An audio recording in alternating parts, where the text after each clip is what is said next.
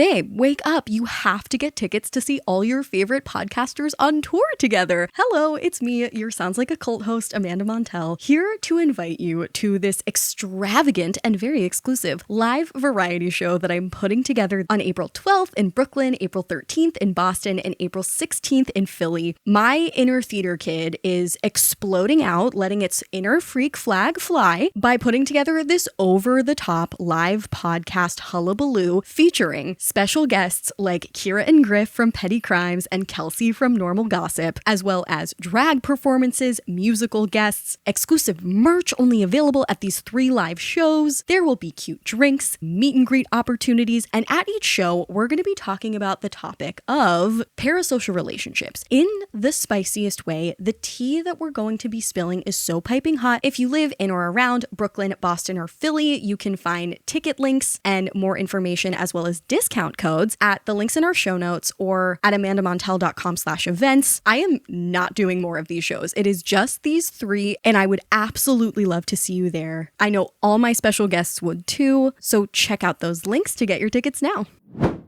The views expressed on this episode, as with all episodes of Sounds Like a Cult, are solely host opinions and quoted allegations. The content here should not be taken as indisputable fact. This podcast is for entertainment purposes only. Hi, my name is Steph, and I'm from Louisville, Kentucky. I was homeschooled with the infamous Abeka program, and the most guilty part of my experience was not just religious indoctrination. I was cut off from other people my age, and this made my parents the only adults in my life. This sort of deified them and made it difficult to do anything against their wishes. I also feel like I had basically no real education, which caused great struggles for me in college, but my parents always reported my grades as a perfect 4.0. My name is Megan, and I'm from Fairfax, Virginia. As a licensed teacher, I think that the cultiest thing about homeschooling is that I had to go to years of college, pass multiple tests, and continue to have professional development to maintain a license just to be able to teach kids, but homeschool parents can just DIY their child's education with no professional expertise. Hey Culties, this is Mika from Texas. I am a homeschool graduate and abuse survivor. The cultiest thing about homeschooling is that it is completely unregulated.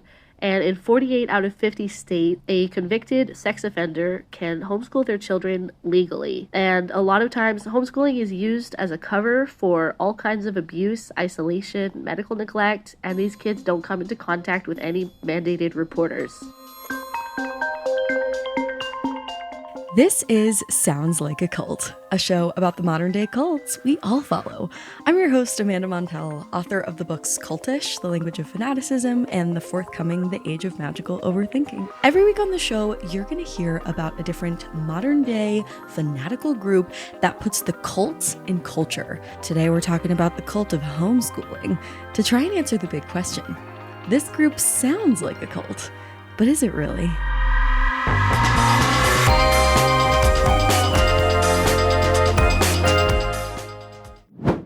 Thank you to our sponsor, Squarespace. Start with a free trial at squarespace.com. It's where dreams become websites. Head to squarespace.com for a free trial. And when you're ready to launch, go to https://www.squarespace.com/cult to save 10% off your first purchase of a website or domain. I am so excited to introduce you to my go-to for all things stickers and labels, Sticker Giant. Go to stickergiant.com/cult and use code CULT at checkout to get 25% off your first order. Do you rent your home? It's actually possible to turn that into real rewards. Earn points by paying rent right now when you go to joinbuilt.com/cult. That's join, BILT.com/cult. This show is sponsored by BetterHelp. Learn to make time for what makes you happy with BetterHelp. Visit betterhelp.com/cult today to get 10% off your first month. That's BetterHelp, HELP.com/cult. Shop the Skims t-shirt shop at skims.com, now available in sizes XXS to 4X. Plus, get free shipping on orders over $75. If you haven't yet, be sure to let them know I sent you. After you place your order, select podcast in the survey and select my show in the drop-down menu that follows. Oh, buddy. Finally talking about homeschooling. I swear to God, we could dedicate every single last episode of Sounds Like a Cult to some kind of schooling or pocket of the education system, and we would still be able to make a weekly show. I mean, we've already done med school, Montessori schools, Catholic schools, performing arts schools. And still, we've yet to do like prep schools. We've gotten so many requests lately, or over the past year, really, for the cult of public school teachers, charter schools. The cult of schooling could just be like a whole spinoff of the show. So yeah, today we're finally getting to homeschooling. It's a space that is just simply ripe for exploitation and ideology and us versus them dynamics and, manipulating people's vulnerabilities. Sorry, I'm recording this episode early in the morning and I'm feeling like a funky little chicken. Which brings me to a little disclaimer I wanted to make.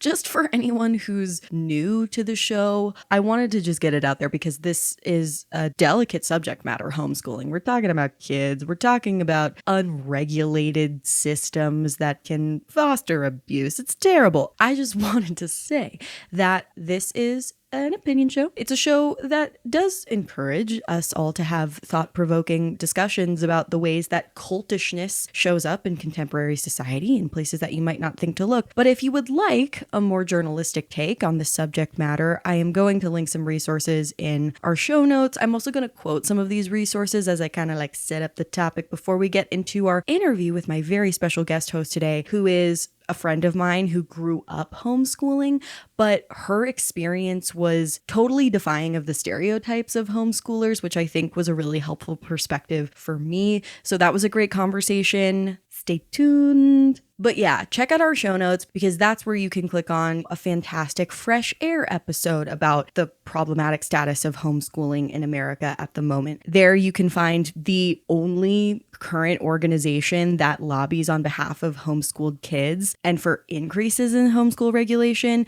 That's called the Coalition for Responsible Home Education, doing the Lord's work. I am not doing the Lord's work. I am doing a chatty podcaster's work. My expertise is not in homeschooling. I wrote a book about cult language. I do journalism in my writing career where I spend, weeks, if not months at a time, crafting pieces about language and culture. And, it's tough because we oftentimes get suggestions for subject matters that people care a lot about that do tread into more serious waters. And that's certainly the homeschooling topic, but we're still going to bring our sounds like a cult treatment to it. So I'm going to, give you some fast facts, set up the topic, have a culty little convo with my friend who grew up in homeschooling. And then, if you want to continue your learning about the subject, or if you feel validated by the notion of calling homeschooling a cult and you're like, yes, please, someone help me understand that my experience growing up in this world was fucked, then I'm going to link some resources. Just wanted to get that out there, little disclaimer. So thanks for listening. Sorry, I've been doing voices lately. It's early in the morning. I am loopy doopy. Hey! Okay, but let me set the scene for why I've always known that homeschooling was a topic worth covering on Sounds Like a Cult.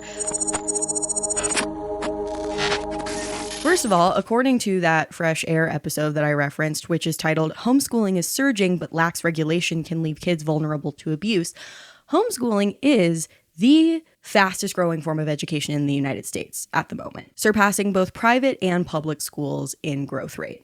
Now, originally, homeschooling was totally dominated by Christian conservatives, but that's changing. Now it's becoming more and more diverse in terms of parents' motivations and backgrounds. Here's some stats. According to a Washington Post piece titled "Homeschooling's Rise from Fringe to Fast-Growing Form of Education," the National Center for Education Statistics found that as of 2023, between 1.9 million and 2.7 million kids are homeschooled. That's an estimation. And guess which state has the most homeschool kids?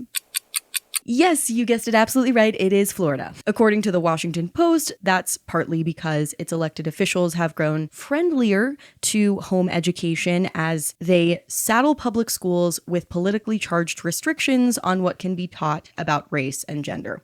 So that's one extreme, and that's very scary. Again, though, there are plenty of reasons why you might want to homeschool your kid. I want to say thank you so much to all of the listeners who called in with their cult of homeschooling tidbits that are sprinkled throughout this episode. When we posted a memo for those call-ins, I was reading through the comments and someone was like, I actually think the cultiest thing about homeschooling is how vehement the anti-homeschoolers are. So, with any sort of like fraught, impassioned, ideological subject, like how we should be educating our kids, people tend to get really polarized. And so I can see how, some might totally write off all homeschooling as like abusive potentially. But look, I mean, living in society now, speaking of cults, who doesn't dream of like scooping up all their friends who either have kids or want to have kids soon and thinking, you know what, let's move to the woods. Let's start a compound. We can all raise each other's kids. We'll teach them how to fucking use a loom and spin their own yarn and like hand dye their own tea towels like a freaking trad wife. And it'll just be all hunky-dory for the rest of time. It's a desirable fantasy when the present feels painful as it currently does. So yeah, a lot of reasons to homeschool your kids that not just these like religious fanatics might find appealing.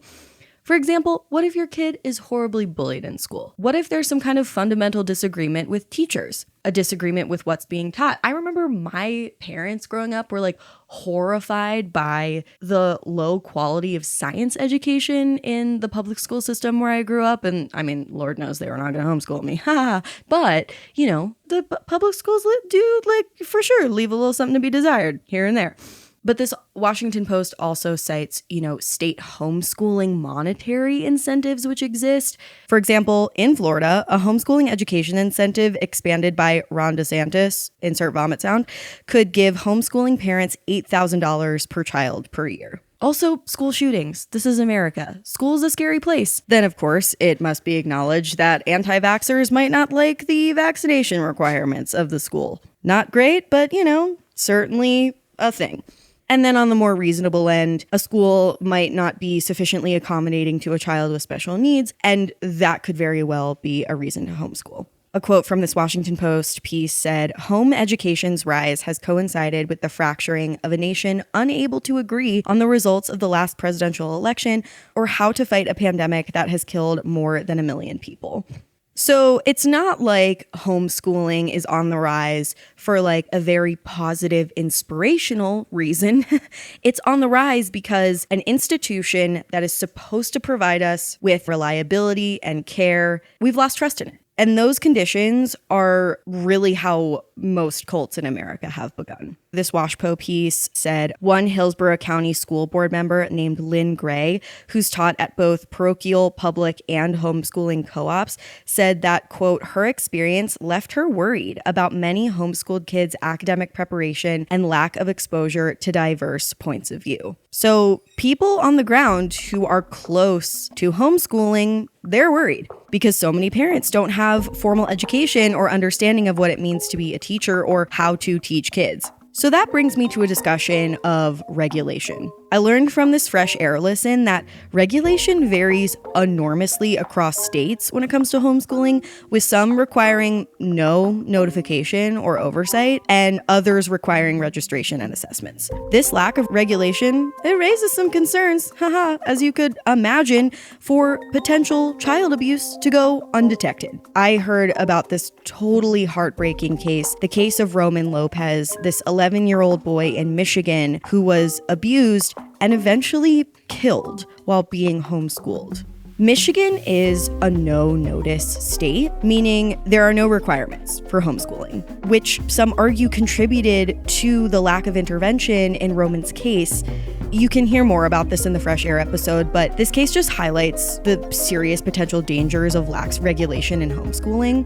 Now, get this, you think we could all agree, maybe, on putting measures in place to make sure kids are learning and not being abused. But of course, there's hella disagreement and backlash. In response to attempts at increasing regulation, homeschooling advocacy groups like the Homeschool Legal Defense Association, or the HSLDA, often oppose efforts to increase regulation. They argue that it imposes on parental rights and freedom. But as diversity increases in the homeschool world, there are just going to continue to be these disagreements, and we're going to have to figure it out.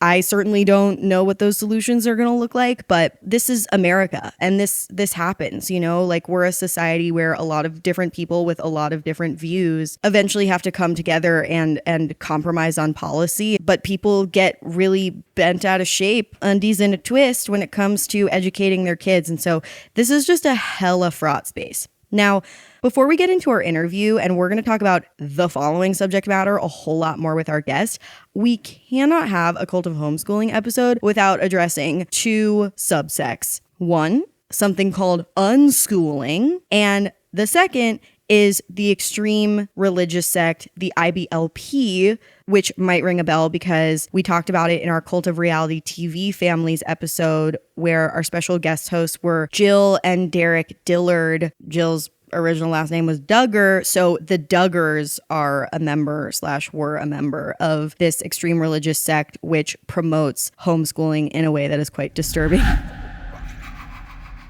So, unschooling. Unschooling is a homeschooling method that is also, surprise, surprise, gaining traction in the United States. This approach is supposed to, allegedly, empower children to steer their own educational journey without fixed curriculum, tests, or even direct teacher oversight.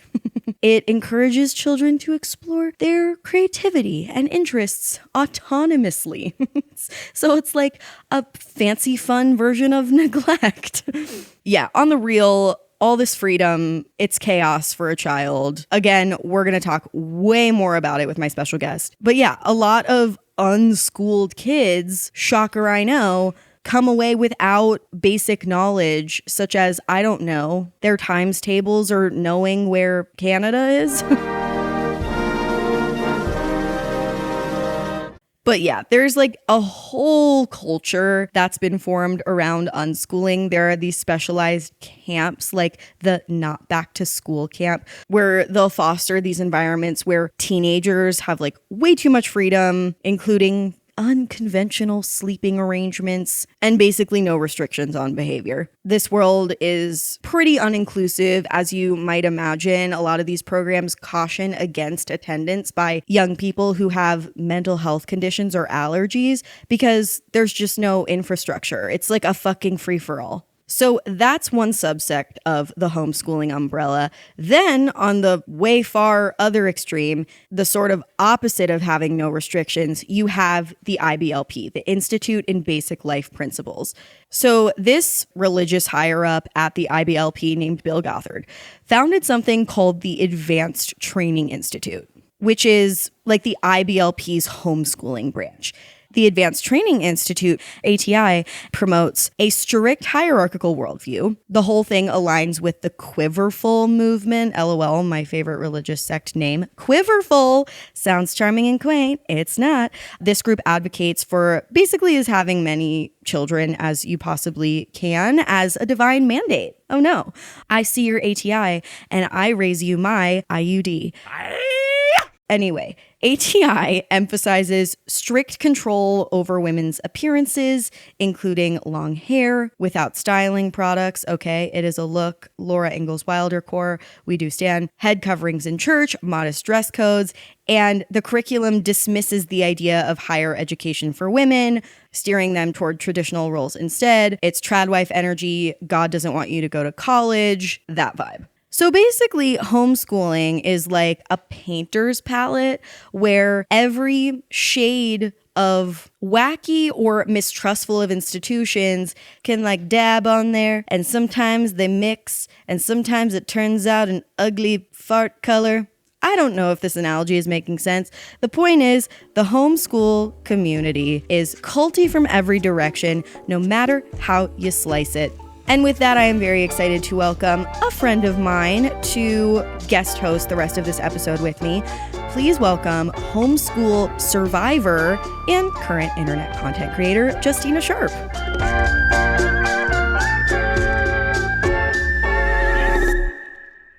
Actually, Culties, before we get into the rest of the episode, I just wanted to remind you all that my new book, The Age of Magical Overthinking, is going to be out in exactly 1 week. If you enjoy this podcast, I really think you'll like the book. I hope you do, especially the audiobook, which I actually recorded myself. It was such a joy to do. And I feel like it's a pretty good companion listen to this show if you're interested in a more formal exploration of delusion in the information age, from celebrity worship to Instagram manifestation gurus. I ask that you please consider pre-ordering the book from your retailer of choice. Pre-order links are in the show notes, including one for how to get a personalized and signed first edition. Pre-ordering is kind of a make or break thing for an author's career, so if you would consider it, I'd really appreciate it. Thank you so much, and on to the rest of the episode. Hi, Sounds Like a Cult. My name is Gabrielle and I'm calling from Chicago. I think the cultiest thing about homeschooling is the fact that it isolates you from other children and typical school experiences. When I was homeschooled, a lot of the families would try to get you to convert to their religion or attend religious events with them, and to me that was extremely culty. Hi, my name is Oren. I'm calling from Arkansas, and to me, the cultiest thing about homeschooling is the social cost on childhood development. I was homeschooled until the age of 10. I only had 3 siblings and a group of up to 10 religious homeschoolers in the area who were my friends. When I entered public school at age 11, I did not know anything about socializing or how to make friends, and I suffered extreme anxiety, social phobia. Essentially, the exit cost was huge. Thank you so much to this week's sponsor, Sticker Giant, my go-to brand for all things stickers and labels. How fun is that? Everybody loves a good sticker for your laptop, for your water bottle, turn your personality into a little bit of decor. And now you can make custom stickers for your personal brand or your professional brand using Sticker Giant. These stickers are high quality, they arrive fast.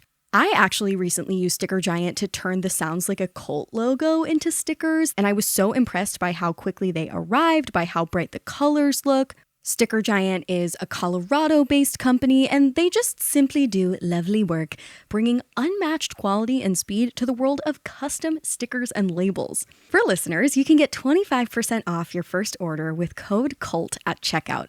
Go to stickergiant.com/cult and use code CULT at checkout to get 25% off your first order. That's stickergiant.com/cult, code CULT for 25% off custom stickers and labels. Squarespace, if you dare not to know, is an all-in-one website platform for entrepreneurs, podcasters, fashion designers, writers to stand out and succeed online. Whether you're just starting out or you're managing a growing brand, Squarespace truly makes it easy to create a beautiful website. If you go to soundslikeacult.com, you will be blown away by the beauty that is our Squarespace website, which was very easy to set up thanks to features like Squarespace's Fluid Engine, where you can start with a best-in-class website template and customize every design detail with reimagined drag-and-drop technology for desktop or mobile. You can also use Squarespace to create an online store and sell products, whether physical, digital, or service. And the website templates are super flexible, so you can get started with one and then customize your look, update content, and add features to fit your unique needs. Head to squarespace.com for a free trial, and when you're ready to launch, go to https://www.squarespace.com/cult to save 10% off your first purchase of a website or domain.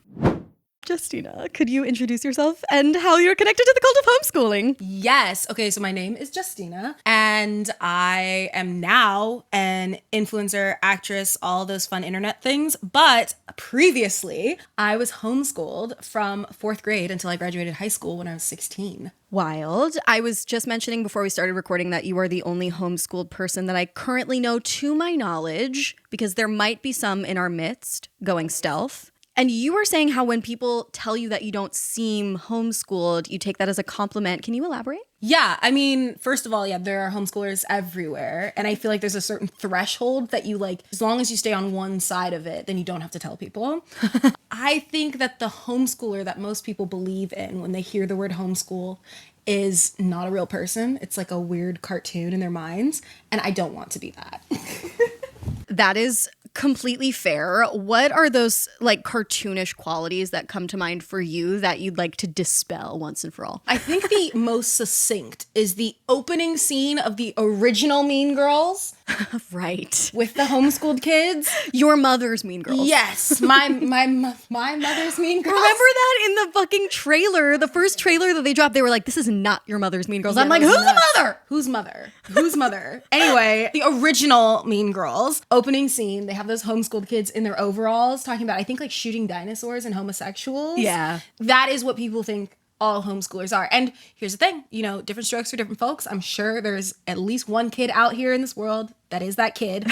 Majority of us are not. And so that's why. I don't know if it's necessarily a compliment, but I'm like, yes, I do not seem like that. Okay, you don't fit the stereotype. Exactly. Fair enough.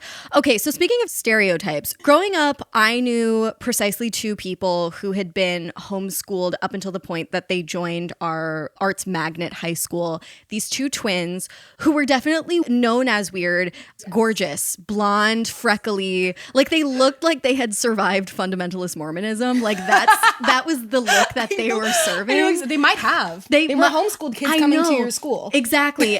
And they came to like our arts high school, and they were these two little pristine cherubic white girlies who entered the cosmetology program. So they were like learning to do hair. I don't know. Do you know that they weren't fundamentalist Mormons? No. Because everything you're saying. No, I don't know. I don't know that. Okay. But they low-key looked like people who'd just gotten out of a cult. And, I think there is a stereotype that homeschooling is culty.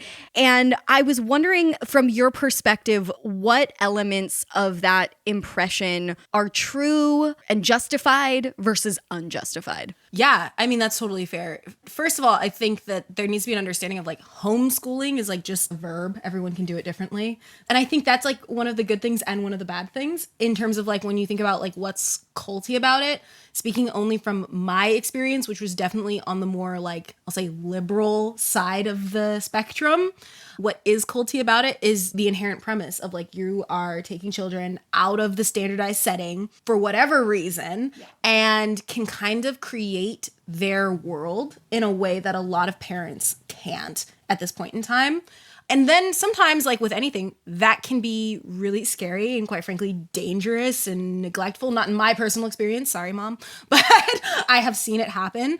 And then also it can be wonderful and magical. And like it can be all the things that like mommy bloggers on Instagram are trying to convince you of. Those can be real. It doesn't make it not culty, but it can be real. Totally. Oh my God. This is the nuance we're looking for on this episode of Sounds Like a Cult. So I want to hear all about like your personal story, but you mentioned the breadth of reasons why someone might choose to homeschool their kids.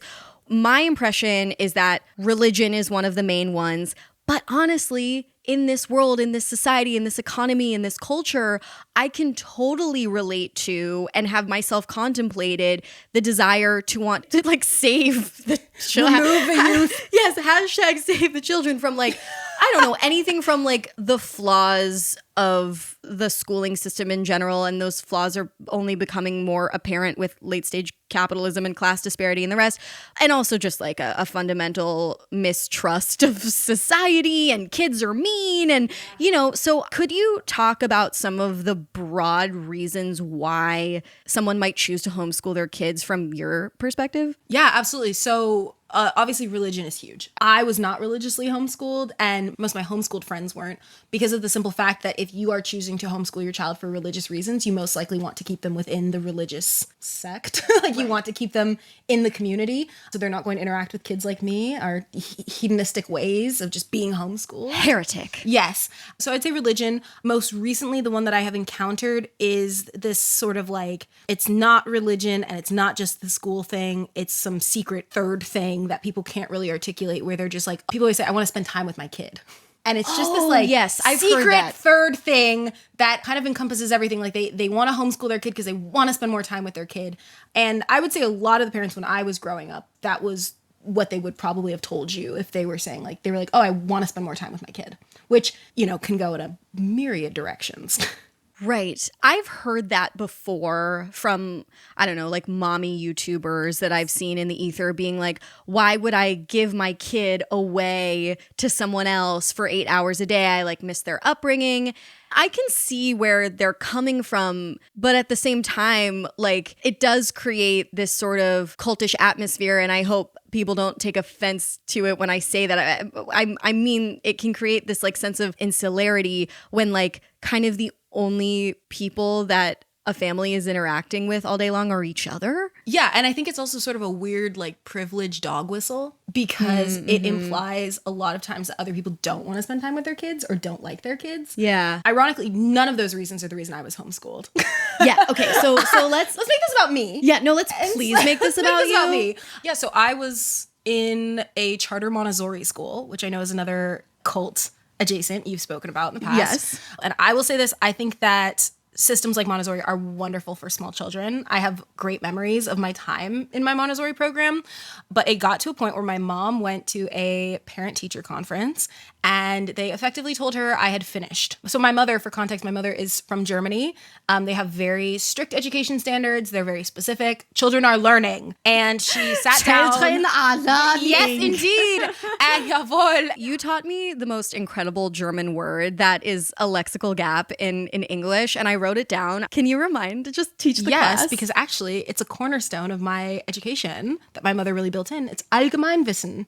Allgemeinwissen. And it's just learning about lots of things and bringing them all together and connecting them and understanding how those connections shape the world around you. Can you use it in a sentence? Oh, goodness. Would it be correct to say, like, Gia Tolentino's work is a great representation of the genre of Allgemeinwissen? Allgemeinwissen. Like, it's, right? Yeah. I mean, it would be like, it's hard because it's just one of those things that just exists. Okay. It just kind of exists. Okay. But yeah.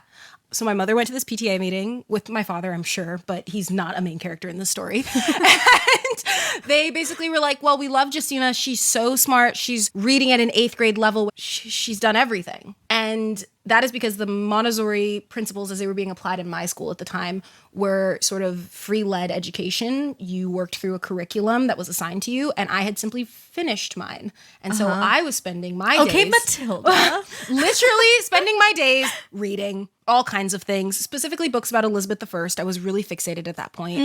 And my mom was like, well, that's unacceptable because why is she coming here every day if you aren't teaching her anymore? Like, you're teaching all these other kids. And they're like, well, because the other kids aren't done. Which, to be completely fair to my 4th grade teachers, makes perfect logistical sense. And I was also very young already for my grade because I have since found out as an adult that here in the United States, people often put their child in an additional year of preschool or kindergarten in order to sort of like age manipulate the education system. My parents did not do that. They packed me and my October birthday off. They said, go learn. Right. And so my mom said, well, fine, we will homeschool her. Why that was the leap, we may never know, but that is what happened. Yeah, no, I can easily see that because I think another issue that I've heard some parents take with the education system is that it's really flattening in a way, but also hierarchical in that, like, how damaging to have a program titled Gifted and Talented. Yes. You know, for some kids. And that's one tier. And then there's maybe like a middle average tier. And then there's a bottom tier. And it's horrible for your self-esteem. And everyone's needs are not being met. And I mean, I certainly don't know the solution to all of this, but I think some parents see all of that going on and are like, you know what, I'm out. Exactly. And I think that people, at least parents like my mother, we were just very privileged to be in a position where that was a decision she could make, because I'm sure lots of people have had that same experience where they're sitting there and someone's telling them their kid is great. We love them. They're wonderful. They're, a gift to the classroom, but we can't do any more than what we're doing. Right. And there are people who do not have the option that my mother had where she could say, okay, well, we're going to take the summer. And in the fall, I was homeschooled, and I was homeschooled through a charter school. What does that mean? That's such a good question. What is a charter school? I certainly don't know the structural differences between a charter school and a regular school. I do know that as a homeschooler, the majority of people that I knew who were homeschooled and not unschooled, which is a separate thing we can talk about later. Yes, but the majority of people I knew who were homeschooled through a charter school program. So we were assigned an educational specialist, and we were given access to the funding that the state of California designates for every student. Okay. So we were given access to that money to spend on educational resources through my educational specialist. It's pretty confusing. It's very confusing. And as a product of that system, I still don't completely understand it. Okay. But I do know that it meant that in theory, I had educational oversight from a professional teacher. My educational specialist was a teacher, not just like some lady. Got you. And she was supposed to work in tandem with my mother to ensure that I was consistently meeting educational standards and goals. Understood. So this is kind of sounding like the sort of regulated, responsible California version of homeschooling, which, as I'm understanding, is not everybody's experience. So then what did your day-to-day look like? Because when I imagine, again, from a position of ignorance, the average day of a homeschool kid, I think of like the Duggars or some of these mommy vloggers that I see on YouTube that are evangelical, and it's like a kitchen table with like 6 blonde children sitting around it learning about creationism for 3 hours and then going to like hoe in the yard. It would have been absolutely shocking to walk into my dining room and see 6 blonde children. But a little joke for those of you who find out what I look like. So in my house, homeschooling was simply the absence of physically going to school. And that was pretty much it, because we got up consistently at 8 a.m. We were expected to start school at 9 a.m. and we worked through a curriculum. So I was expected every single day to fulfill math to some degree, science, English, history, all of those things. The biggest difference being that I had the flexibility in my day that if there was something else that we wanted to do, we could work around it. So I, as a child, volunteered at a horse stable and did 4-H things all the time. Every hour God sent, I was able to go kind of really pursue my interests and passions. And that's a youth program. And that's a youth program that you're still involved with. That I'm still involved with. You know, we could do art classes in the middle of the day, with the adjustment being that I was still expected to do my history or my math or whatever, but I could do it at 4 o'clock if art class was at 1:30. But I was still expected to do it every single day. And I think that that was like, as I got older, a consistency that I did not necessarily see around me in my friends. So I don't think that I don't know if that's necessarily the standard for all homeschooled families. Got you. And by we, you mean you and your brother? Yes, my brother and I. So was your mom home all day? Yes. So my mother worked from home from the time she'd started working from home a little bit before she began homeschooling me, but consistently was at home all the way through my entire education. Got you. And you were you at the dining table? Yes, we were at the dining room. Occasionally we were at the couch. Occasionally, I did something really crazy and did it at my bunk bed. But I was consistently doing schoolwork. And my mother, this is something that I think is so wonderful about the way that I was homeschooled. My mother knew her limits and she knew her interests. So there were certain subjects, math, that she made sure I had tutors for. There were certain things that if there was something she didn't necessarily know a lot about or was like even confused, because we had curriculum that was shaped by outside powers that be. It wasn't my mom going, oh, okay, this is the history you're going to learn today, because my mother is not a history teacher. Right. But if it got to a point in the curriculum where both of us were like, what is this? Libraries, other teachers, other tutors.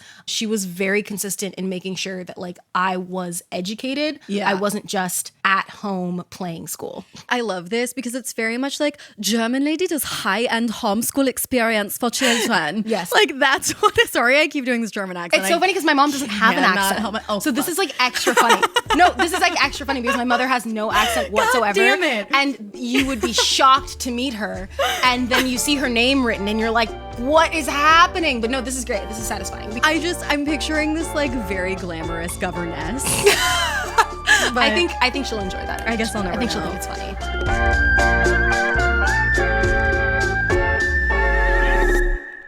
Okay, I am so pumped to tell you about this next sponsor, Built. If you are a renter like me and you feel like you're stuck in this loop of rent payments, just watching your money vanish into thin air, it is time to turn that rent game around and start earning some serious rewards. That's where Built Rewards comes in. Built's got the inside scoop on turning your rent into a legit investment in your home ownership journey. Built is breaking ground as the first rewards program that hooks you up with points on your rent. Every month, pay your rent and watch the Built points roll in. You can use those points to jet off on a dream vacation, or you can redeem them to book fitness studio classes. It's a super cool, streamlined, and easy to use app. It's got this Built payment center where you can pay by ACH ACH, credit card, or debit card, and you can earn built points no matter where you live. Earn points by paying rent right now when you go to joinbuilt.com/cult. That's joinbilt.com/cult. Thank you to Skims for sponsoring this episode of Sounds Like a Cult. I have been literally chomping at the bit to tell you about the Skims cotton jersey long sleeve t-shirt that I acquired. The second I put it on, I left the bedroom and my partner Casey was like, "What is that? Your body looks good." And I was like, "Thank you. It's the Skims cotton jersey long sleeve t-shirt in the color bone."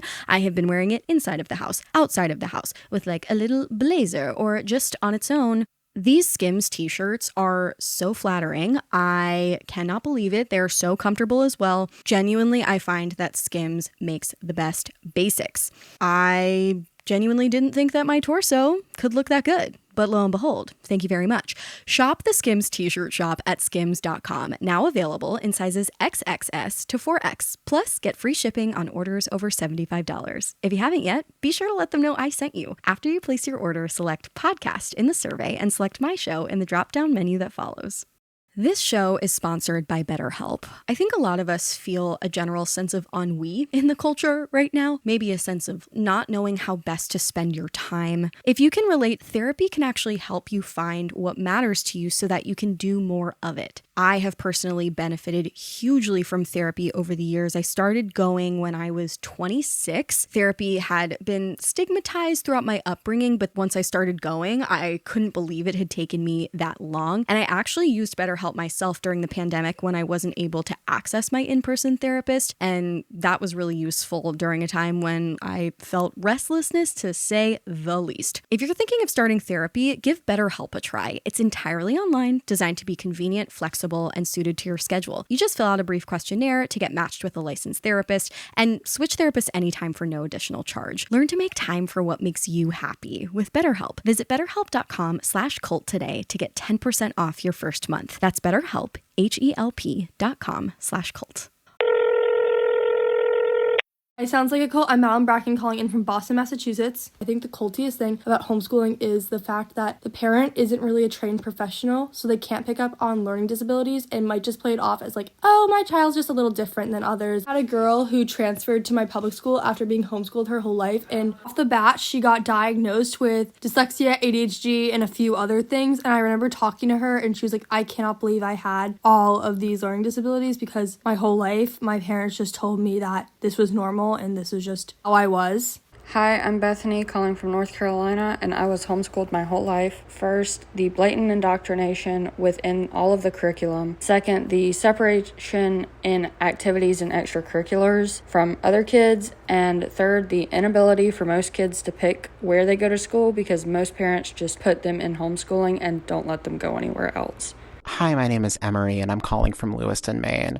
In my personal experience, the cultiest thing about homeschooling is the alienation that you feel just because you didn't have the same experiences or learn the same thing as everyone else once you get out of it. So when all of my friends were trading Pokemon cards and learning about science, I was memorizing the 66 books of the Bible and watching VeggieTales with my siblings.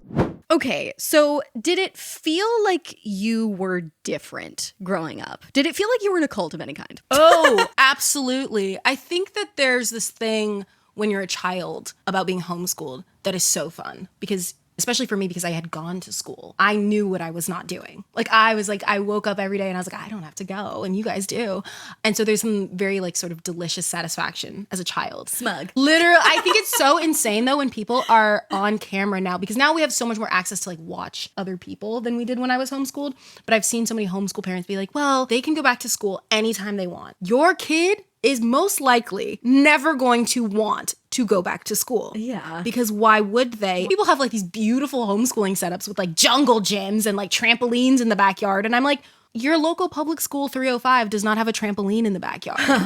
And they don't get to get up and walk around and get snacked. Why would they want that? Okay, so that is funny too, because now I'm learning maybe inaccurate stereotype that I've held about homeschool kids is that they're kind of like these trashy evangelicals, but now I'm hearing like these are some rich kids maybe a little bit. It's it's a huge range. Like I would say it's all of those things. We were definitely not like what I would describe as like rich. What I would describe as is just like a way to cover. Like no, we were not. And my parents made a lot of sacrifices to homeschool my brother and I, both of them. And, my mom in some very sort of like direct ways in that she was home with us every single day. Mm-hmm. And my dad in that he worked extra, triple, double, whatever to support that so that we could be at home. Right. And, there's little rewards along the way. Like my dad loves to talk about how because we were homeschooled, his work schedule was insane when I was a kid. But when he came home, we were home. Yeah. And so we could hang out. We could do things on Mondays when everyone else was in school. Right. So the time that he had, he got to have with us. But like, my parents did a lot of those things versus like, there are most certainly rich kids. There are here in LA, acting kids, working kids. Totally. Those kids, they're also homeschooled. Yeah. And they're in a completely different space. And then there are, yes, absolutely, the kids who, and I have met quite a few, who are homeschooled for reasons that are just beyond me. And sometimes, I have met people where I'm like, in most instances, there is probably a school that would like fit your beliefs. You've just chosen to not be in the school for some reason. And I will meet people when they're like, well, there's no school that teaches what we teach. And I'm like, think about why. Think about why. Because there are Catholic schools. So right. If there's not a school teaching what you teach at all, anywhere in this world, why? Right. Maybe it's because it's not meant to be taught. Maybe we should think about that. Yeah, no, like, okay, so let's get into the tea because I want the hot goss. Can you talk to me about your interactions with homeschool kids that were beyond you, where you were just like, damn, that's a little scary and a little culty. What were your observations there? Yeah, so I mean, we can take it all with a grain of salt, but I will say, so I was homeschooled from the 4th grade, like I said, until I graduated when I was 16. I was consistently educated with curriculum and with a system and very much held to a standard of I could have been put into a school at any point and I would not have been behind. Would you have been comfortable socializing? Is that that's a totally valid question. I think I would have because I was, like I said, I was really involved in my youth program in 4-H. I spent a lot of time with other kids. And that's not to say that I didn't deal with loneliness and isolation because I most certainly did. And I think now as an adult, I reflect on certain experiences I had and think, wow, like that was a little too lonely at those certain points. But I think that that's just sort of one of the trade-offs you make for the homeschooling, unfortunately. But what I can say about that is I was consistently or almost consistently the only kid I knew who was educated to that degree because that's not to say other kids weren't being educated, but the kids that I regularly interacted with were unschooled. So I was throughout my entire childhood and well into my teens, I was regularly made fun of for doing schoolwork. Can you please explain to the fucking class what is unschooling? Yes. And if you are someone who unschools your child and I am incorrect, you are welcome to tell me. These are just my observations of unschooling. Many of the parents that I knew had chosen to completely remove their child from the standardized educational system through a variety of different ways, the most popular of which was through some mechanism that I still don't understand, registering themselves as a private school with the state of California, at which point you are completely responsible for the education of the children in your private school. And, people unschool for lots of different reasons, but the one that we ran into most often was the belief that their children would simply learn from the world around them. Just teenagers loose with no supervision, which is also why when I tell people that I was homeschooled, I immediately follow it up with not the way that you're thinking. Dude, I first heard of unschooling, this word cracks me up, from my best friend who nannied for celebrities when she first moved to LA, which is like a job that a lot of people land at when they first move to this town, young women, that is. And I'm allowed to spill this tea. She nannied for Alanis Morissette. That doesn't surprise me at all. I didn't even twitch. I was like, yeah. Yeah, no, you didn't I knew where we were going. Yeah. Who is a culty gal. I mean, Jagged Little Pill, we absolutely stand. But, she is one of those like woo-woo types. She unschooled her kids. And my best friend had to tolerate, as a nanny, the repercussions of that. No was not like a word in their vocabulary. Growing up with a lot of unschooled kids, I fundamentally think that homeschooling has its place. Not as many places as it is, but it has its place. That's a good way to put it. Unschooling, in my mind, is just never the right answer for the problem you are trying to solve. And I say that because every single instance of unschooling I saw resulted in a kid who constantly had questions and never got any answers, because children are inherently curious and passionate and joyful, and they want to learn things. Maybe not always the things you're trying to teach them. Like, I never wanted to learn algebra, I'll cop to it. Me neither. But that doesn't mean that you shouldn't give them the opportunities to learn and put those things in front of them. And in my observation, unschooling consistently was this thing where children were left to their own devices. And then the children's enjoyment of that was held up as proof that it was working.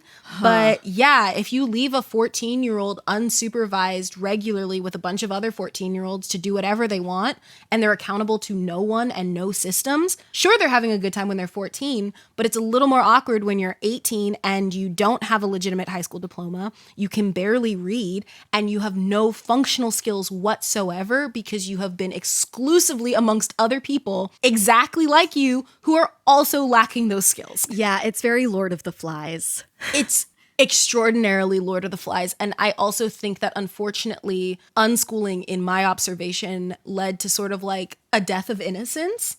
Right. Well, I was going to say, it sounds like it could lead to hedonism. Did you ever hear of this reality show that I think aired for a season or two called Kid Nation? Yes. It was kind of like what you're describing. It's like this social experiment where you put a group of 11 to 16-year-olds all in a house and see what they'll do. And right, they're probably having a grand old time, but they're operating on pure base instincts. Yes. Children need structure. In a way, I think people join cults as adults because they're craving the structure of their childhood. Absolutely. It feels good to have someone tell you what to do from time to time. Like in Fleabag, they're tell me what to do, tell me who to be. I quote that monologue all the time. Me too. And I think that what happened, at least in my experience, was I was the homeschooled kid, which was weird. In my spaces, I was when you get that kid in a traditional school setting who's way too into school and everyone is uncomfortable around them. That was me in the homeschooled situation, which is insane, which is crazy when I think about the kid that I was. I was so just weird, a strange child in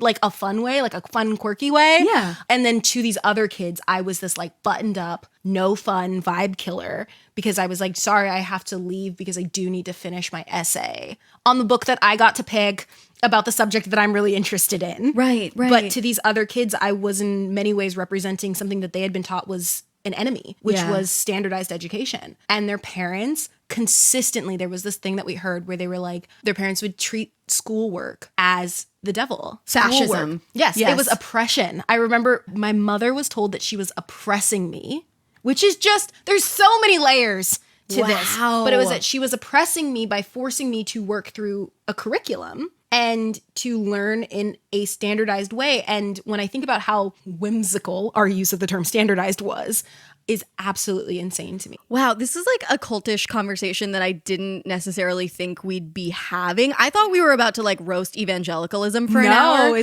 But it's fascinating because I think modern life is very confusing. Education is a cult bucket that comes up on this podcast all the time because it's a ripe category for cultish ideology and influence. And I think there are flaws with the standardized schooling system, but what makes unschooling and certain segments of homeschooling culty is the extreme us versus them radicalization of there are flaws there, so we need to go drastically in the other direction. And that attempt at correcting an issue causes sometimes actually a bigger issue. It's something we see in cultish behavior, whether you're in spirituality or schooling. Absolutely. And I think to some degree it endangers children in some of the same ways we've seen in these very big examples of homeschooling gone wrong. The Duggars, the IBLP. Yeah. We see these things where it's they're being taught things that are literally not true. that are just not attached to reality.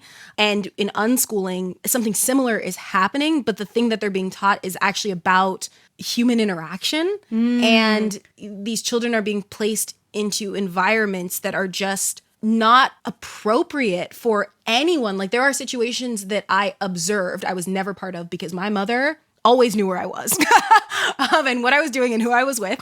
You know, side effect of being homeschooled is I was the original, like, observed child that they're all talking about now. I'm like, oh, okay. You guys are scared of the internet? My mom was there. But there were situations that I observed that now as an adult, I would not want to be in, because you had these kids who were constantly, I would almost say, searching for the next big moment, the next dramatic thing.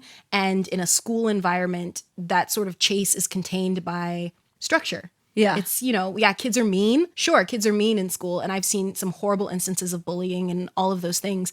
Kids who don't have any adult telling them that they're wrong and that they need to stop and that they're going too far, or have no real understanding of what too far is, go so far beyond. Yeah. And there were things that were happening when we were 13, 14, 15 that I remember at the time seemed strange to me. And there were things that I was like, I know I don't want to get involved in this. I don't want to be around this. I wouldn't speak to another person that way. Now as an adult, especially as an adult now who works with children, I reflect on that and I think how horrible and damaging. And I don't know the extent to which some of those parents understood what their children were involved in, but I think that that's part of the problem, because you're saying, I want my child out of the school system so that I can be the one to observe them. But then you kind of leave them to the devices of not just themselves, but all these other kids. Yeah. And there's a big difference between a 10-year-old and a 16-year-old, but we were all there together. Scary. Kids are in a way the ultimate radicals. Yeah. Like, kids go so fucking hard. Yeah. You know, like, when I see kids, I'm not around kids ever, but like when I see, when I think of kids. And when you have the idea of children in your mind, when you think of the youth. No, actually, I do babysit one of my closest friends, 1.5-year-old daughter. She's my best friend. But like, she goes fucking hard. Like, her emotions are so extreme.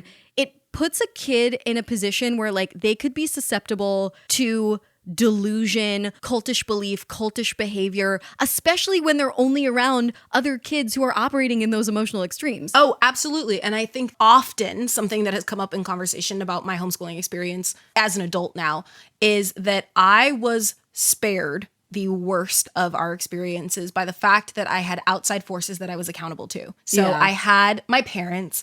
I am an oldest sister and I carry that with me everywhere. I have to be perfect. And I also had this, like, my youth program that I was involved with has a very strict code of conduct that you learn from like 9. And I was like, I don't want to say I lived in fear of it, but I was constantly thinking, I was like, is this the right thing to be doing? Based on this sort of like outside structure that I had been offered. And so there were moments I remember being 14, 15, walking out of like social interactions, which is such a crazy thing to say when you think about the fact that we were meeting up in like park days. And we had a homeschooling conference that was like the hotbed of crazy things happening that we would talk about for the next year. Wait. Tell me about the homeschooling conference. Yeah, so happily I will tell you about the homeschooling conference because it was the social highlight of the year. There was this big conference held at a hotel in my hometown of Sacramento, and it was hosted by a large homeschooling organization that I think is maybe defunct now, fingers crossed. And the idea was that they would gather all these families together and we would have educational workshops for adults about different types of homeschooling. It wasn't any one specific type. Different types of homeschooling ranging from religious to, I'd say, radical. Unschooling was always very present at this conference. And the people who make money off of other people unschooling their children, because that is an entire industry. Who makes money off unschooling? There are people who do unschooling curriculum. Well, I'll just take a moment for that oxymoron. But there are people who make a lot of money. There's a lot of money in the homeschooler space, period. And there are people who make money off of unschooling by like selling books about unschooling, selling excursions to send your unschooled child on that, quite frankly, sound a lot to me like the very youth programs that Paris Hilton is protesting right now. The troubled teen. I was about to say it's giving troubled teen. It's all connected. The type of people who make money off of children being neglected are everywhere. And at this conference, there were also educational tracks for teenagers, and there were educational tracks for preteens. They were very ahead of the game on that, and for kids. So the kids ones would be just, you know, we're going to make Play-Doh and as an activity. And for 3 days, you would go to different workshops at different times. times, the teen ones would start to get a little racier, only because they were topics that I do think it's very important that we talk to teenagers about. Like there was like a sex ed workshop, but by nature of the fact that you were taking kids who were never in a classroom any other time in their lives and trying to sit them down and educate them about something, it often became like a joke that was then, quite frankly, inflicted on the larger public. So if you just happen to be staying at this hotel while we were all there, I'm sorry to you. I was never part of the pranks, but you have a bunch of teenagers who, quite frankly, are very privileged. There is a degree of privilege that is not always necessarily about money, but the privilege also of always getting to be at home, always knowing everything's going to be okay. And you're getting them all together for this one time a year, and you're having parties. You're having unsupervised hotel rooms. You're having drugs. You're having just any vice you can think of children being exposed to, being introduced. And you have a lot of kids coming from very different backgrounds. Like I was coming in with parents who instilled in me an ability to walk out of a room or an ability to say, I don't want to be part of this, I'm leaving. But I don't feel like that was a super common experience. And I do feel like there were a lot of things that happened, unfortunately, where people were like, oh, I'm taking my kid to the homeschooling conference. And they're thinking, like you were at the beginning of this episode, of sort of like a meek, sheltered child who is isolated and would just be really excited to like sit together and like eat lunch. And that was not what was happening. Wow. I like lived euphoria. Yeah, no, I was going to say, it sounds like a lot of these kids are just set up to have no boundaries. None. Which None. can be really damaging for your adulthood. Physical boundaries, mental boundaries, emotional boundaries, they were not present. And it became normalized because you wanted to be part of the group because this was your only opportunity to be part of a group. And I often reflect on something my best friend who was homeschooled with me at the time, he talks about a lot, is that if it was like a solar system, I was just like the planet at the end of the line. I guess I was Pluto. I was Pluto in that like I was there and I was around and they all recognized me, but I was very isolated from it because I was homeschooled. Because I was constantly trying to he was like, you were constantly leaving things. And I was like, yeah, oddly, I was uncomfortable with that social aspect. Right. And at the time that made me weird and that made me stick out. It's fascinating to hear about these dynamics. So then I want to talk about the Venn diagram of how the cult of homeschooling / unschooling as a kind of subsect of homeschooling, I would say. What other cultish communities does it overlap with? Because it overlaps with evangelicalism for sure. You mentioned like religion is one of the key reasons why people homeschool their kids. It overlaps with the troubled teen industry, as you were mentioning. You know, there are whole fucking cult leader ass motherfuckers trying to profit off of the neglect or abuse of kids, like you said, but in this very insidious, we're actually educating them type of way. And then there's like the kind of anti-vax, anti-establishment, we don't trust the government or the healthcare system thing. What other culty communities in American culture right now would you say have overlap with homeschooling? Absolutely all of them. Because in every single culty community, be it religion, politics, the troubled teen industry, all of them. Hollywood, there is a buy-in to remove children from structure. Hollywood is a big one. At that very same homeschooling conference, there is a very famous charter school here in LA who profit specifically off of graduating those kids you see on TV when they're like, oh, they graduated high school at 13. There's a school that makes their money doing that. So here in Los Angeles, there are people who profit off of child actors. Right. And basically anywhere where there are people with extreme beliefs, there is motivation to start with the youngest people they can. Yeah. And homeschooling is an excellent tool for that. Often people ask me, oh, would you homeschool your kid? And I ask that people reflect when they're thinking about homeschooling at all. Are you doing this for your child? Which is what I would say my mother was really strongly motivated to do it for me. Mm-hmm. It's not that she wanted to sit at home all day with her 10-year-old talking about Queen Elizabeth I. Are you doing this for your child or are you doing this for yourself? Great thought exercise. Couple more questions and then we're going to play a culty game. Okay. Cults, especially when you grow up in them, tend to sort of haunt you for the rest of your life. How do you think homeschooled kids are haunted by the cult beyond their childhood? Yeah, I mean, it absolutely depends on the faction of homeschooling that you are part of. For me specifically, there are certain, I call them gray areas, where every once in a while, it doesn't happen that often anymore, but every once in a while there will be something that is specifically a reference that people learned in school, or even I'd say every once in a while like a social cue that very much is born out of being in a public school system. Uh-huh. and I just don't have it. It's just not there for me. And it's just like that piece is entirely missing.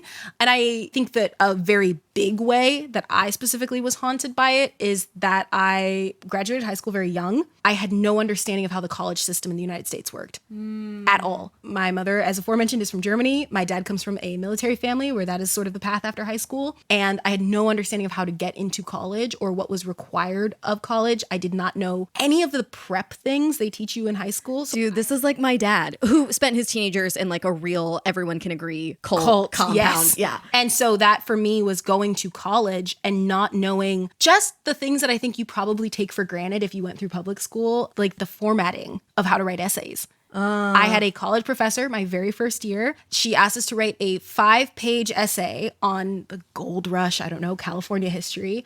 I turned in 5 pages, double-sided, single-spaced, 9-point font on the topic because I thought that that's what had been asked of me. She called me into her office hours and said, "Why is there so much?" I will never forget. And I did not understand at all what she was asking. So for, I would say, all 4 years that I was in college, through my college journey, the homeschooling haunted me not in that I didn't know things. I was actually probably most often more deeply educated than a lot of my peers were because I'd had that opportunity. I didn't know how to do the things in between. You just didn't fit in. I just didn't fit in, which is impressive because I went to a community college, which is full of people who do not fit in other spaces. When I think of my homeschooling journey, I think I got out easy because I got out with a lot of opportunities and a lot of education. And I would say, you know, my mom's sacrifice paid off in a very concrete way. I think the ways in which I've seen some of my other friends be haunted by the cult have unfortunately been much more severe consequences that I don't think anyone should put on their children, which range from the fact that a lot of my friends, not naming names, don't have real high school diplomas. If you were to look at their diploma, you would realize they were made on Microsoft Word. A lot of my friends are lacking in basic education skills, and that has no reflection on their intelligence, but they did not learn things they should have learned. And now as an adult, it's very difficult, especially in this country, to ask for help with that. There's no way to get that support. And that probably interferes with like how they get a job. I mean, yes, the jobs they can get, or also just their ability now that we are adults and not teenagers who don't have consequences anymore to understand the impact that their actions have. And I say friends, and most of them are not my friends, but I would say the people I grew up with. Yeah. A lot of them have a very difficult time understanding the consequences of their actions because they didn't have a single consequence until the day they turned 18. Damn. So who would you say like are the cult leaders here? Is it the parents, people that I can't even imagine who are like recruiting and preying on these families? I think homeschooling is such a big umbrella topic that I really think it would depend on what kind of homeschooling you're doing because, we've all seen the Duggars. I keep pulling back to them because they're such a great example of what that structure looks like. They have a very concrete cult leader. Yes. And they have very concrete figures.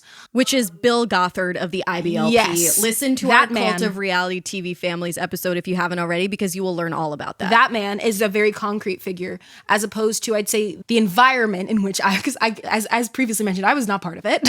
The environment in which I was homeschooled and my unschooled peers, it's much more murky. It's much more shadowy. I would say that the people you look to for assistance, in my case, my mom was working with my educational specialist who, shout out to her for nothing, because quite frankly, a lot of the problems that I just described that I faced as an adult were her responsibility and she fell down on the job about it.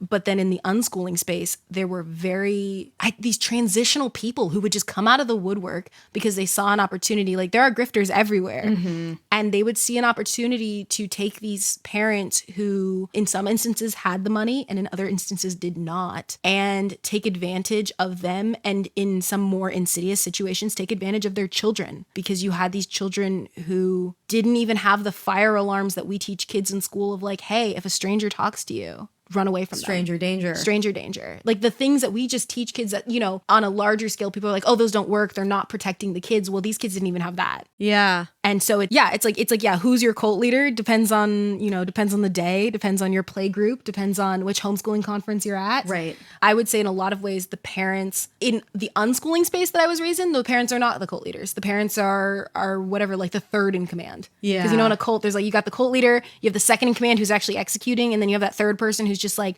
really believed in the mission of the cult. And are maybe doing things that go against their profound values, but Yes. that, they're doing it for the cult. They're doing it because they believe in it. And I think that that's sort of like, unfortunately, at the core of a lot of the downside of homeschooling, there's a corruption of innocence for everyone. Right. And, that's not to say it doesn't work out. That's not to say that, occasionally I've had in my life some wonderful opportunities because I was homeschooled. Yeah. But I do think that when it goes bad, it goes bad. Right. People have a belief that they want to uphold. Yeah. For me, I go, would I homeschool a child? Probably not. I know myself. I love kids. That's why I don't have any. And so I would not homeschool a child, but I don't regret being homeschooled. And I feel like a lot of other people I've met are not of that same mind. They either don't want to talk about being homeschooled because of their experience or the way that they feel it reflects on them, or they have become these sort of extreme right-wing, anti-vax, anti-establishment conspiracy theorists. And they're like, yeah, we should homeschool our kids. And I'm like, no, not like that. Oh, wow. So there's a lot of shame and silence and radicalization. That's wild.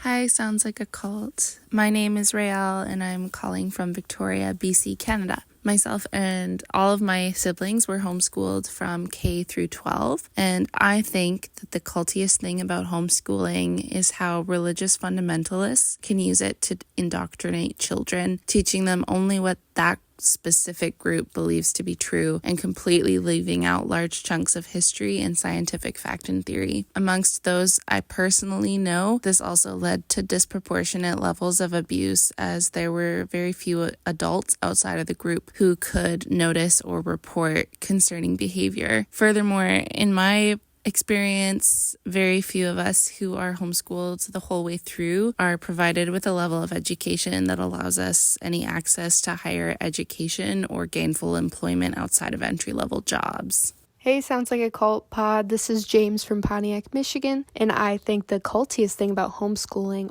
are the freaking homeschool co-ops. I swear, those are mini cult groups in themselves. Hi there, sounds like a cult. My name is Laura and I'm coming from Australia. The cultiest thing about homeschooling that I've found is, in my experience, everyone I know who chooses to pull their kids out and homeschool them is motivated by fear. Sometimes they're more upfront about that fear. Other times they'll be a bit cagey about it, but the more questions you ask, there's always some sort of fear. It's always fear of the government, fear of vaccinations, fear of society, fear of the LGBTQI plus community. There's always some sort of fear that's motivated them pulling their kids out. That's what I find the cultiest.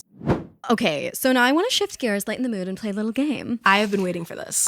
So as I mentioned, there are cult buckets that keep coming up on this show. Evangelicalism is one, wellness is one, so is school. Education is just like such a culty space. So we're just gonna play a little round of what's cultier, Cult of Schooling edition. So I'm gonna name 2 categories of like types of school, and you're just gonna, according to your opinion, say which one is cultier. Okay. I think I'm ready for this. Okay.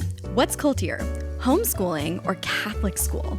Oh, goodness. No right or wrong answer. Catholic school. Okay, why? I say Catholic school only because homeschooling has a lot of varieties, and every Catholic school I've heard of has the same type of crazy things happening. Absolutely fair. Homeschooling or Hollywood onset tutoring? Homeschooling. Mm-hmm. Because Hollywood onset tutoring is, in many cases, pretty heavily supervised because the studios don't want to be liable for a kid not meeting the standards of the state. There you fucking go. Okay, what's cultier, homeschooling or Waldorf schools? Waldorf schools. Oh, tell me why. So for a brief stint, I was involved with a Waldorf homeschooling group because my mother is very artistic, and growing up we loved art, and Waldorf schools I think are a beautiful experience for young children. But in my experience, the older you get, a lot of the people I met were very extreme in the way that they policed their children's media intake, to the extent of not just, okay, no pop culture, but it would be no books. Oh, I met high schoolers who could not read. And not in like a, oh, fun, that's funny, you missed a word, you can't read. In a very serious way, they were limited in their abilities to read. And obviously that's not the standard for everyone, but I do believe that the way that Waldorf schooling is very specific. It goes in one direction, and I think puts a lot of pressure on the parents that if you don't do it in the one direction everyone else is doing it, you are a bad parent. And so it puts pressure on you to limit your child.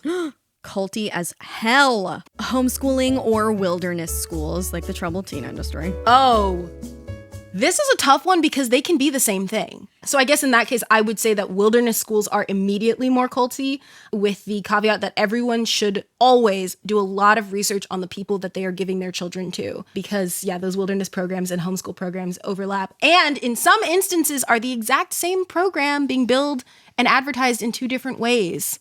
Oh, God. So scary out there. Okay, last one. What's cultier, homeschooling or performing arts schools? Theater kids. Performing arts schools. Performing arts schools. I didn't even hesitate. Didn't even need to blink. Performing arts schools, because you guys are talented. I'm sure everyone's a star. But the way that you guys talk about these spring musicals, I know. It's out of hand. I know. Just screaming Rent down the hallways.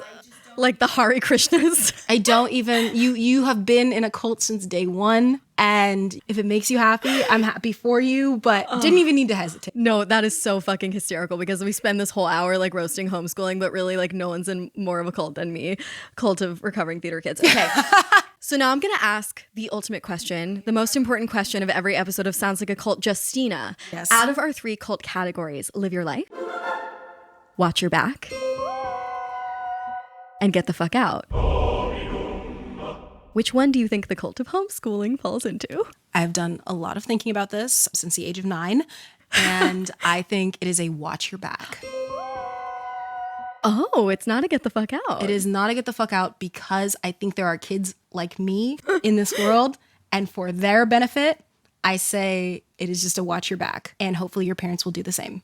Low key, after this discussion, I think it's a little bit of a get the fuck out just because, like, that's fair. There were people who had a great time in Jonestown and didn't die. Yeah, I mean, and that's the thing, right? I think that's like in every one of these conversations, that's the sort of thing you need to hold at the center of it, is that I was given a lot of wonderful opportunities and I have some great memories. And, you know, on my behalf, I did get to go to college and I got to learn so many great things. And I understand how to have a passion, which I think is something that I deeply credit homeschooling with. And I deeply credit performing arts school for the same thing. Exactly. There you go.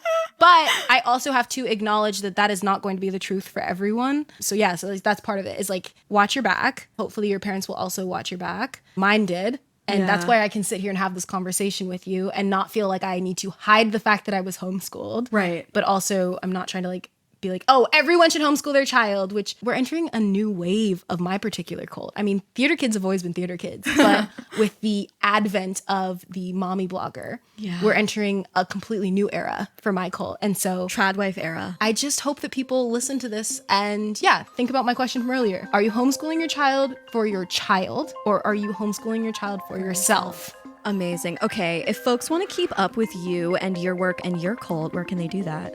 I can be found everywhere. You just shout into a void, Justina, and I appear, but also more swiftly on Instagram, TikTok, and YouTube. Gorgeous. Well, that's our show. Thanks so much for listening. Stick around for a new cult next week, but in the meantime, stay culty. But not too culty.